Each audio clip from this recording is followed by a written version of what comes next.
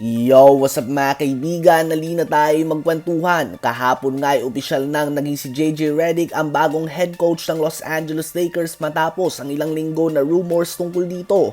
Ayon sa report ni Shams and The Athletic ay na-check umano ni Redick ang mga boxes ng isang coach na gusto ni Rob Pelinka at ng Lakers. Kinumpara din umano ito kay Pat Riley na dating player, naging commentator at naging coach. At ngayon nga ay isa na ito sa mga pinakamagaling na executive sa NBA. Umaasa din nga ang Lakers na maging katulad o maging Lakers version ni Erik Spoelstra o Steve Kerr si JJ Redick na mga culture setter ng kanilang team. So napakatindi nga ng expectations ng Lakers para kay Redick. Inaasahan nga nila ito na maging legendary coach given na sa mga multi-time champion head coaches nila ito inahalin tulad. Si Pat Riley nga ay nakilala sa kanyang pagiging mahigpit, straightforward at intense sa mga practice. Makinig lang nga kayo sa mga kwento ng mga Miami Heat players noon o kaya naman Lakers players noong Showtime Magic Johnson era pa na talagang hindi mo gugustuhin na maging parte ng kanilang ensayo.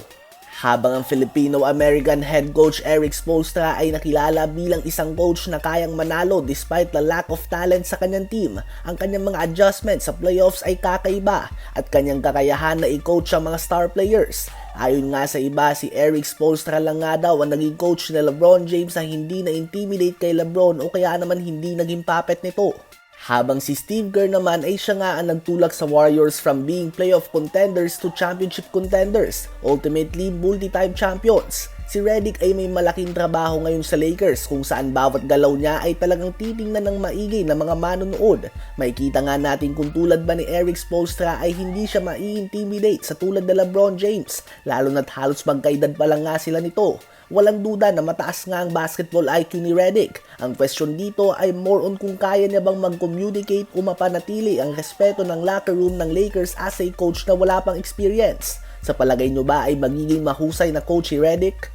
Ngayon ay tumungo naman tayo sa Chicago Bulls. Kahapon nga ipumukol sila ng isang trade kung saan nabigyan sila ng isang young point guard kay Josh Giddey, 21 years old to be exact. At dahil nga dito ay napag-uusapan na ngayon ang posibleng pag-buyout ng kontrata ni Lonzo Ball na mahigit 2 taon nang hindi naglalaro dahil sa kanyang injury sa tuhod. Buong NBA career niya nga ay hindi talaga siya nagiging healthy. Noon nga sa Pelicans ay nag-average siya ng 22 points, 8 rebounds and 8 assists per game ng isang buwan. Subalit tinamaan siya ng injury the next month. Habang sa Bulls naman ay nasa tuktok nga sila ng East bago siya magtamo ng injury. Subalit nang mawala siya sa lineup ay agad silang bumagsak sa play-in tournament. So very unfortunate situation nga para sa eldest Ball brother. Ang Chicago Bulls ay looking for rebuild na nga mga kaibigan.